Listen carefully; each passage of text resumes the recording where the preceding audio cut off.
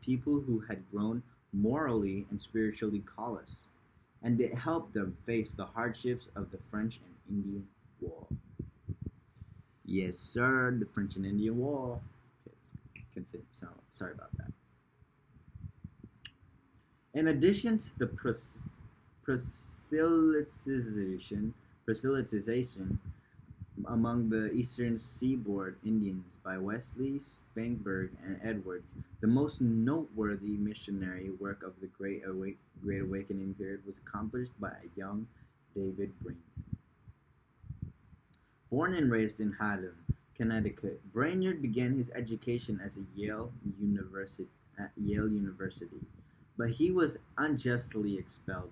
Due to his experience, Brainerd decided to devote his life to mission work, and he became a representative of Scottish society for the propagation of Christian knowledge.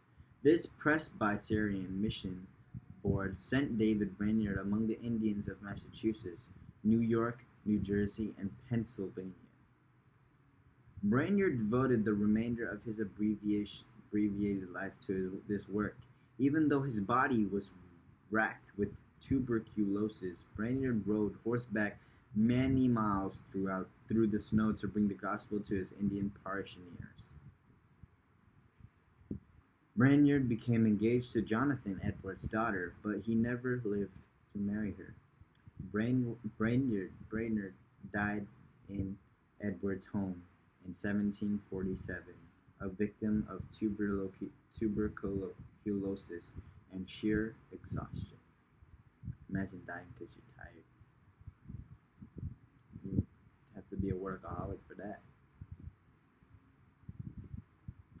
He was 29 years old when he died. David Brainerd's inspiring life and death aroused an even greater interest in Indian missions. Chief among the mission workers were those of the Moravian Church. Even Count von Zinzendorf himself made a missionary journey to America. The Great Awakening had tremendous influence on the history of this country. The essence of this revival message related to a person's personal salvation experience with Jesus Christ. Once people had this experience, they were made equal in the sight of God. This fact influenced the political thinking of the nation in the area of republican government and the individual worth of man. Oh, it's not late. Whenever I talk a lot, I get sleepy for real. Drink water.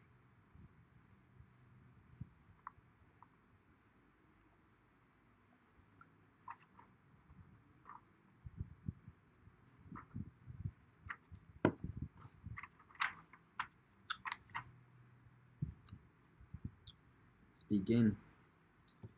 So, let's just begin. This fact influenced, although not all of them became believers, they were greatly influenced by him and his message. Their thinking was based upon biblical principles that he, Edwards, and other men of God preached. Truly it may be said that Whitefield converted a nation. It was due to his influence that the War of American Independence did not degenerate into an immoral and bloody excessive of the French Revolution.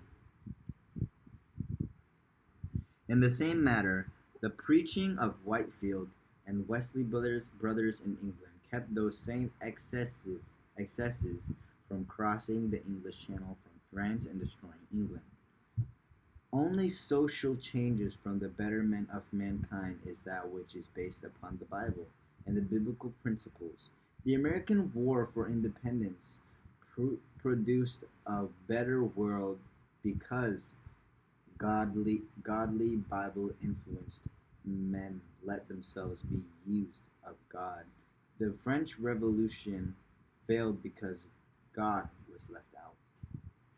Human logic, finite reason, and the deification of man resulted in the tragedy, terror, bloodshed from which France never fully recovered. God worked through his preachers to change the hearts of the people, and prepared 13 colonies for the great experience of his